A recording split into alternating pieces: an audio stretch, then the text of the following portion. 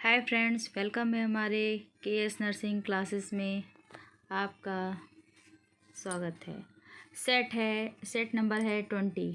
ये है फ्रेंड्स हमारा सेट नंबर 20 है। This is nursing solve questions previous years important for all nursing exams. ये सभी क्वेश्चन जो हम बताएंगे आपको अपने चैनल पर पढ़ाएंगे वो सभी बहुत ही इम्पोर्टेंट और पूछे गए और पूछे जा रहे क्वेश्चंस हैं। ठीक है फ्रेंड्स, तो आप देख रहे हैं अपने यूट्यूब चैनल पर केएस नर्सिंग क्लासेस। तो फ्रेंड्स, जैसा कि आप देख रहे हैं अपनी स्क्रीन पर कि all state CHO exam BHU AIIMS और स्टाफ नर्स UPSSC, ठीक है, Rajasthan CHO, UP CHO, MP CHO, Uttarakhand NHM CHO, Bihar MP, है ना, NHM और PGI SIC सभी में पूछे जाने वाले क्वेश्चंस हैं फ्रेंड्स। ठीक है फ्रेंड्स, चलते हैं अपने क्वेश्चंस की तरफ, हम टाइम गवाते हुए ज़्यादा नहीं। ठीक है फ्रेंड्स, तो हम अपने क्वेश्चंस की तरफ बढ़ते हैं। ये हमारा पहला क्वेश्चन फ्रेंड्स, मास्टेक्टोमी के बाद सबसे आम जटिलता है। ठीक है फ्रेंड्स, तो इसको इंग्लिश में भी पढ़ सकते हैं, the most common complications after a mastectomy. ठीक है, तो इसमें आपको 4 ऑप्शंस दिए हैं फ्रेंड्स। 4 ऑप्शंस में एक ऑप्शन सही है। आपको बताना है इसमें मास्टेक्टोमी, आपको बताना है कौन सा कॉमन इसका मोस्ट कॉमन कॉम्प्लिकेशन है। ठीक है, तो इसका होगा A is the right answer of this question, oedema and stiffness of the arm. ठीक है सर। फ्रेंड्स, इसमें हम आपको बताना चाहते हैं, अब आप सोच रहे होंगे ये मास्टेक्टोमी क्या चीज़ है। ठीक है, अधिकतर फ्रेंड्स को नहीं पता होगा ये मास्टेक्टोमी है क्या चीज़। ठीक है, तो इसके बारे में हम आपको बताते हैं। तो इसमें क्या होता है फ्रेंड्स कि ये स्तन से संबंधित होता है, ये फीमेल के स्तन से संबंधित होता है। इसमें स्तन के पूरे हिस्से या कुछ हिस्से को हटाने की सर्जरी की जाती है। तो मास्टेक्टोमी फ्रेंड्स क्या है? मास्टेक्टोमी ये है कि ये फीमेल जो होती हैं उनके स्तन से संबंधित होता है। इसमें एक सर्जरी की जाती है, तो इसमें स्तन पूरी तरीके से हटा दिया जाता है या फिर स्तन का कुछ भाग ही हटाया जाता है, इसे मास्टेक्टोमी कहते हैं। ठीक है फ्रेंड्स, चलते हैं नेक्स्ट क्वेश्चन की ओर। हमारा नेक्स्ट क्वेश्चन फ्रेंड्स क्या है? हमारा नेक्स्ट क्वेश्चन है क्वेश्चन नंबर 2, है ना, क्वेश्चन नंबर 2। तो क्वेश्चन नंबर 2 में है कैर्नियोटोमी के लिए संकेत शामिल हैं। फ्रेंड्स, इसमें कैर्नियोटोमी बताना है के लिए संकेत शामिल हैं। तो इंडिकेशंस फॉर कैर्नियोटोमी इंक्लूड, तो इसमें ऑप्शन क्या होगा फ्रेंड्स? तो ऑप्शन बताइए फ्रेंड्स, क्वेश्चन ध्यान से पढ़ें, यही इसी तरीके के क्वेश्चन पूछे जा रहे हैं और पूछे जा चुके हैं, उसी टाइप में हमने क्वेश्चंस लिए हैं। तो कैर्नियोटोमी इंक्लूड, इंडिकेशंस फॉर कैर्नियोटोमी इंक्लूड, अभी मैं बताऊंगी कैर्नियोटोमी है क्या, पहले इसका आंसर दीजिए। ये इसके संकेत हैं। ठीक है, तो इसका क्या संकेत है? All of the above, D is the right answer of this question. ठीक है, जितना ऊपर दिए गए हैं, ठीक है, ये सारे इसमें इंक्लूड हैं। ठीक है, इंडिकेशंस हैं। तो कैर्नियोटोमी क्या है फ्रेंड्स? ये होता है, इसमें मरीज को पूरी तरह बेहोश नहीं किया जाता है। कैर्नियोटोमी क्या है फ्रेंड्स? इसमें मरीज जो पेशेंट होता है इसको पूरी तरह बेहोश नहीं किया जाता है। डॉक्टर इस प्रक्रिया को इस वजह से चुनते हैं, इसलिए चुनते हैं ताकि वे सर्जरी के दौरान मरीज की जो कंडीशन है ना, उससे बातचीत करते रहें, कन्वर्सेशंस बना रहे, बातचीत करते रहें, इससे उसकी स्थिति जो पेशेंट की है वो डॉक्टर को मतलब पता चलती रहे कि किस स्थिति में मरीज है। ठीक, तो उसकी मौजूदा स्थिति जो है, उस जो स्टेज है ना उस समय, तो उस पेशेंट की जो उस समय स्थिति है मौजूदा, वो चीज़ उनको डॉक्टर को पता चलती रहे, इसीलिए वो उससे बात करते रहते हैं और उसको बेहोश नहीं करते हैं पूरी तरीके से। तो इसको कहते हैं फ्रेंड्स, क्या कहते हैं फ्रेंड्स? कैर्नियोटोमी कहते हैं। ठीक है फ्रेंड्स, चलते हैं नेक्स्ट क्वेश्चन की ओर। हमारा नेक्स्ट क्वेश्चन है फ्रेंड्स, हमारा नेक्स्ट क्वेश्चन क्या है? 3rd, प्रसव के दौरान अधिकतम स्तन की हानि क्या? एक मिनट फ्रेंड, हाँ है, the maximum amount of blood lost during delivery is ml। अच्छा, ml है। ठीक है फ्रेंड्स, तो फ्रेंड्स इसमें बताना है the maximum amount of blood loss during delivery is ml। तो इसमें बताना है कि प्रसव के दौरान अधिकतम रक्त की हानि ml है, कितने ml होती है। तो फ्रेंड्स इसमें 3 ऑप्शंस दिए हुए हैं, 500 ml, 250 ml, 100 ml, 300 ml। तो आपको बताना है the maximum amount of the blood cost during delivery is, मतलब डिलीवरी के दौरान कितने ml होती है फ्रेंड्स, तो ये आपको बताना है। तो थर्ड का आंसर क्या होगा फ्रेंड्स, थर्ड का आंसर होगा ए, 500 ml। ठीक है फ्रेंड्स, चलते हैं नेक्स्ट क्वेश्चन की ओर। हमारा नेक्स्ट क्वेश्चन होगा क्वेश्चन नंबर 4। प्रसव के बाद गर्भाशय से रक्त और मलबे का निकलना क्या कहलाता है। जो प्रसव है, ठीक है, के बाद गर्भाशय से जो हमारा यूट्रस है, ठीक है, डिलीवरी के बाद जो यूट्रस से निकलता है ना वो ब्लड और जो मलबा है ना जो का निकलना क्या कहलाता है। ठीक है फ्रेंड्स, इसको इंग्लिश में भी पढ़ लीजिए आप। Blood and debris discharge from the uterus after delivery is turn. ठीक है फ्रेंड्स, तो इसमें आपको क्वेश्चन बहुत ध्यान से पढ़िए ताकि आपको समझ में आए। ठीक है, इसमें 3 ऑप्शंस नहीं है, 1 ऑप्शंस है। ठीक है, ऐसे ही क्वेश्चंस सेम टू सेम पूछे जा रहे हैं और पूछे जाते हैं। ठीक है, वैसे ही मैं चुन के क्वेश्चंस लेती हूँ। तो आपको 4 का बताना है, 4 का क्या होगा। तो फ्रेंड्स 4 का होगा लोकिया। कुछ लोगों को आंसर पता है लेकिन इसका आंसर कंफ्यूज हो जाते हैं। ठीक, तो फ्रेंड्स इसमें जैसे बच्चा जन्म लेता है, ठीक है, बच्चा जन्म लेता है, उसके बाद जो यूट्रस जो प्रेग्नेंट महिला है उसके यूट्रस से मलबा निकलता है, ब्लड निकलता है, उसको क्या कहते हैं, उसको कहते हैं लोकिया। इसको क्या कहते हैं, द नॉर्मल डिस्चार्ज। एक नॉर्मल डिस्चार्ज होता है from the uterus after child birth, है ना, या तो इंग्लिश में ऐसे भी बोल सकते हैं the normal discharge from the uterus after child birth, है ना, बच्चे के जन्म के पश्चात जो नॉर्मल डिस्चार्ज निकलता है यूट्रस से उसको हम क्या कहते हैं फ्रेंड्स, लोकिया कहते हैं। ठीक है, लोकिया कहते हैं। और या ऐसे भी कह सकते हैं lochia is a vaginal discharge after giving birth containing, इसमें क्या क्या होता है, blood, mucus and uterine tissues, है ना फ्रेंड्स, इसमें ये सब होता है।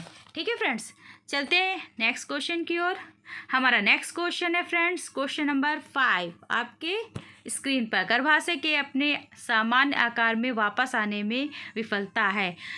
इसको इंग्लिश में पढ़ लीजिए। ठीक है, the failure of uterus to return to its normal size is, है ना, तो ये किसके कारण होता है। इसमें 4 ऑप्शन दिए हुए हैं फ्रेंड्स, आपको बताना है इसमें 1 ऑप्शन सही है।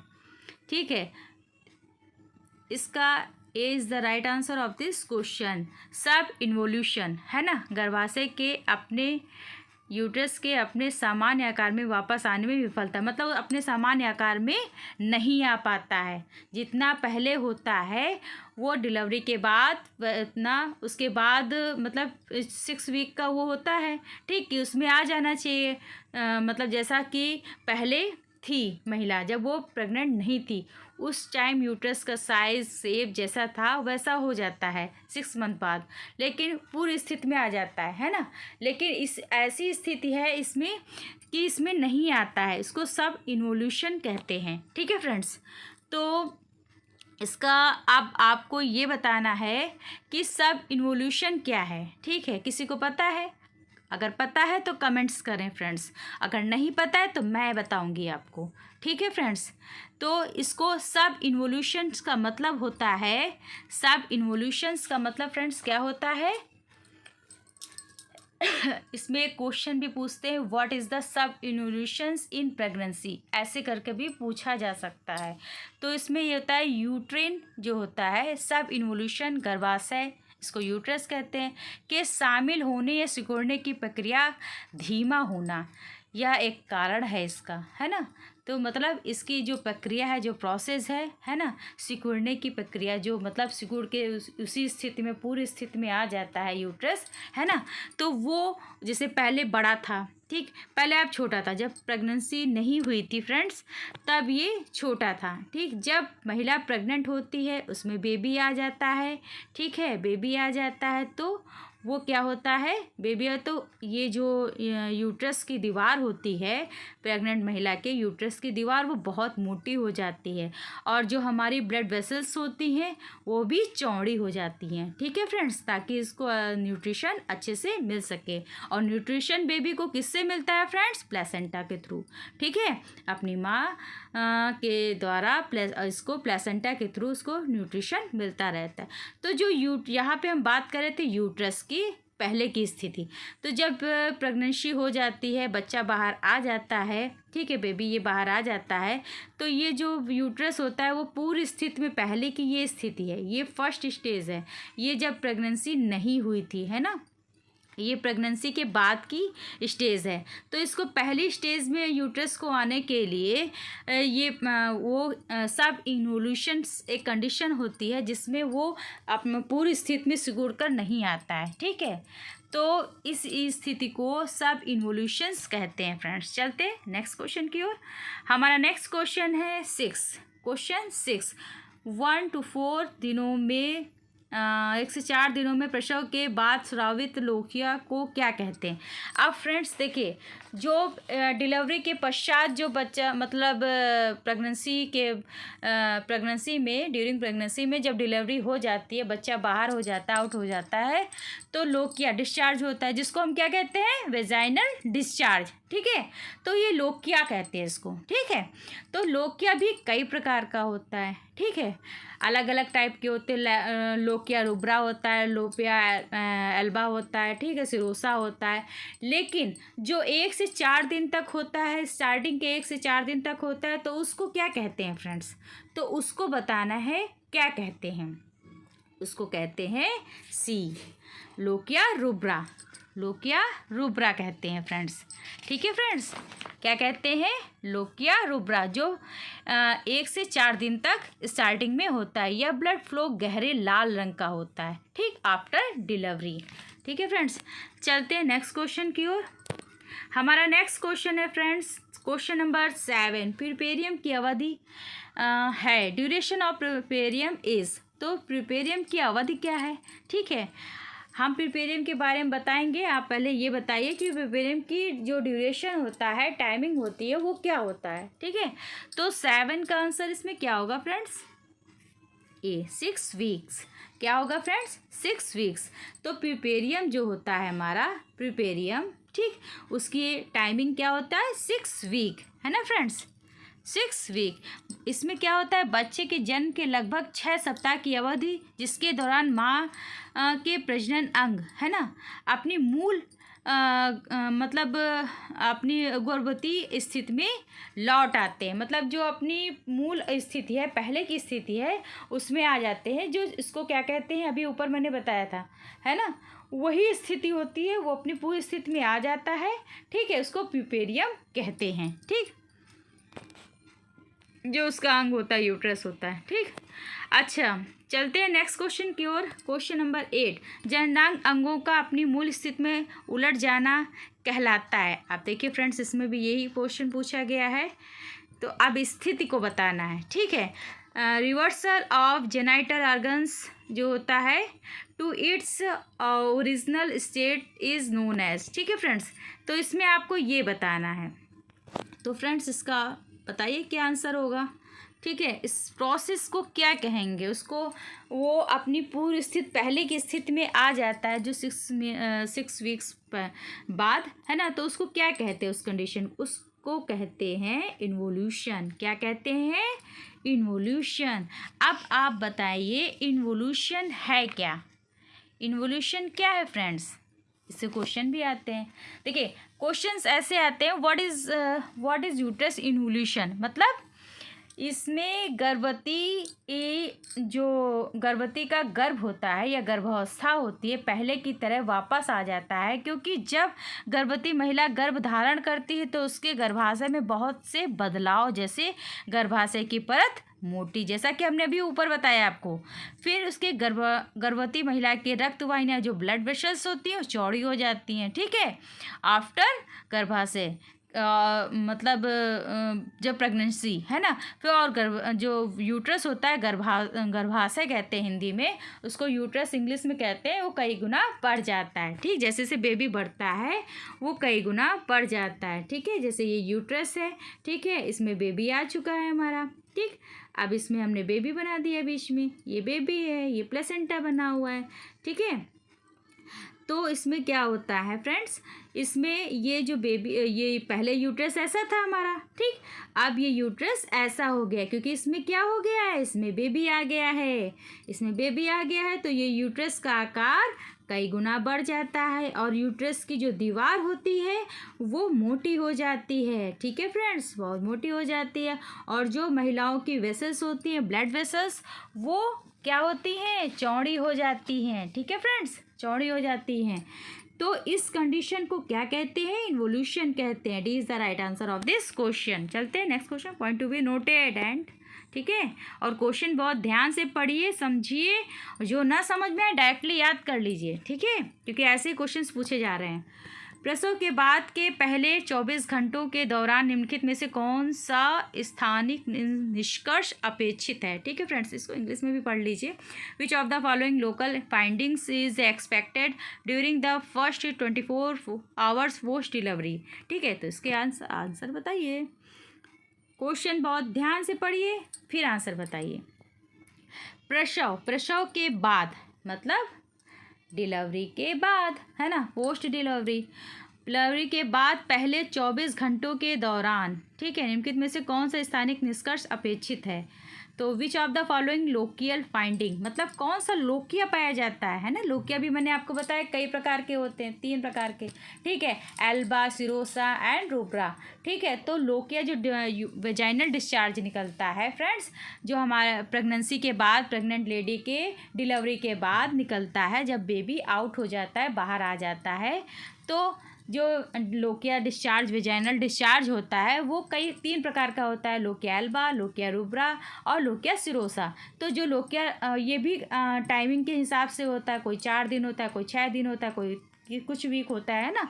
तो इसमें अब यहाँ जो क्वेश्चन पूछ रहा है, 24 घंटे के दौरान निम्नलिखित में से कौन सा लोकिया, है ना, पोस्ट डिलीवरी में निकलता है, तो वो कैसा होता है, वो होता है A is the right answer of this question. Bright red colour, मतलब चमकीला रेड कलर, लाल रंग का। ठीक है फ्रेंड्स, अब चलते हैं नेक्स्ट क्वेश्चन की ओर फ्रेंड्स।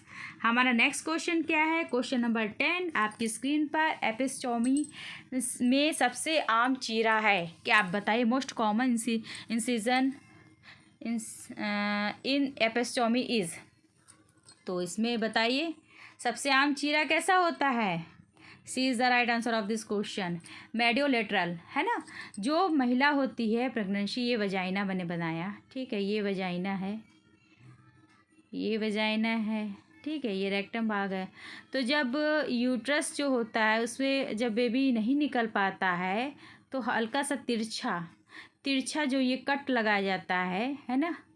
तिरछा आप सीधा लगाएंगे ही तो वो पूरा रेक्टम तक चला जाएगा, है ना, वो फट जाएगा। ठीक है, और प्रॉब्लम वो जल्दी सही नहीं होता है। ठीक है फ्रेंड्स, अब मेन बात है, जो एपिस्टोमी है, कटान, है ना, वो तिरछी रखी जाती है।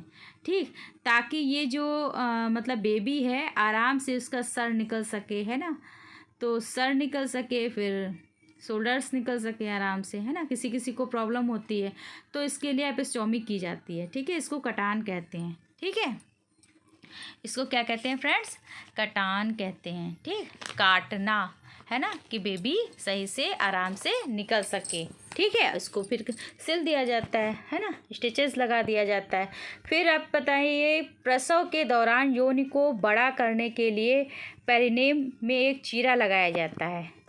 अब प्रसव के दौरान देखिए वही चीज़ कहा है जो अभी मैंने आपको ऊपर बताया है, लेकिन ये जो कंडीशन है वो मेडियोलेटरल है ना, मतलब मिडिल से थोड़ा सा तिरछा, है ना, क्योंकि हम तिरछा लगाते हैं इसमें चीरा सीधा नहीं लगता है फ्रेंड्स, इसमें चीरा तिरछा लगता है, ऐसे लगता है।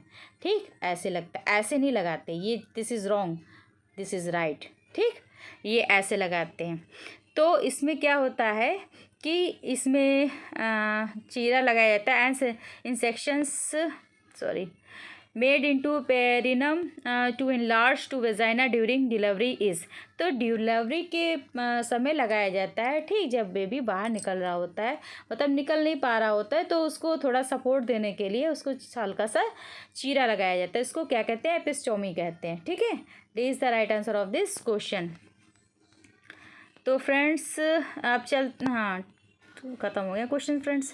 ओके फ्रेंड्स, नए क्वेश्चंस की ओर मिलते हैं फिर नए वीडियो के साथ आपको, ठीक है। इसलिए हमारे चैनल को लाइक करें, सब्सक्राइब करें, ताकि नोटिफिकेशन मिलता रहे आप लोग को जैसे ही हमारा थ्योरी का या MCQ का वीडियो आपके मैं सेंड करूं, ठीक है। तो बताते रहिएगा कि कैसा हमारा वीडियो लगता है, आपको कैसा लगा, और आप किस टॉपिक में और पढ़ना चाहते हैं, जानकारी हासिल करना चाहते हैं, ठीक है फ्रेंड्स, हमें ज़रूर बताइएगा। चैनल को लाइक करें, सब्सक्राइब करें जो नए हैं, ठीक है। Okay bye, take care friends.